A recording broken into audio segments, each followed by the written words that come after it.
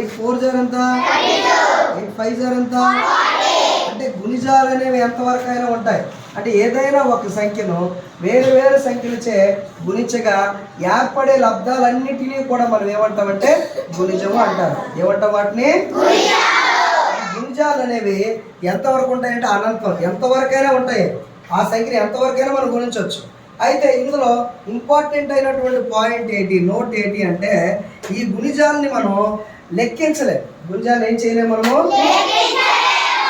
చెప్పినట్టు కారణాంకాలు అయితే లెక్క పెట్టగలం. కారణాంకాలు ఎందుకు లెక్కించగలం అంటే ఉదాహరణకి 9 అనే నెంబర్ ఇచ్చాను నేను. ఈ 9 అనే సంఖ్య ఏ టేబుల్స్లో ఉంది మనకి? ఇక్కడ 3 అంటే ఇక్కడ 9 యొక్క కారణాంకాలు ఎన్ని ఉన్నాయంటే ఎన్ని అని చెప్పొచ్చు మనము. కానీ ఇక్కడ 8 యొక్క గుణిజాలు ఎన్ని ఉన్నాయంటే మనం చెప్పగలమా?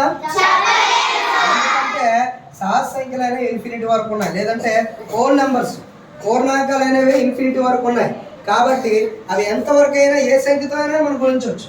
వేరు వేరు సంఖ్యలు అన్నాడు. ఇప్పుడు నేను 8ని 15తో ఇంటూ చేశాను అనుకో, అప్పుడు ఎంత వస్తుంది? 120 వస్తుంది. అంటే ఇక్కడ 8ని 8 10 80 వరకే కాదు, 8 × 15, 8 × 200, 8 × 300, 8 × 415. అంటే ఒక సంఖ్యను ఎన్ని నెంబర్ల చేత అయినా వేరు వేరు సంఖ్యల చేత అయినా మనము గుణించవచ్చు. అర్థమైందా? అంటే దీన్ని బట్టి మనం అర్థం చేసుకోవాల్సింది ఏంటంటే గుణిజాలు అంటే మల్టిపుల్స్కి మనకి అంతం అనేది లేదు. అవి ఎంతవరకైనా ఉంటాయి. వాటి యొక్క గుణిజాలు మనము లెక్కించలేము. అర్థమైందా లేదా?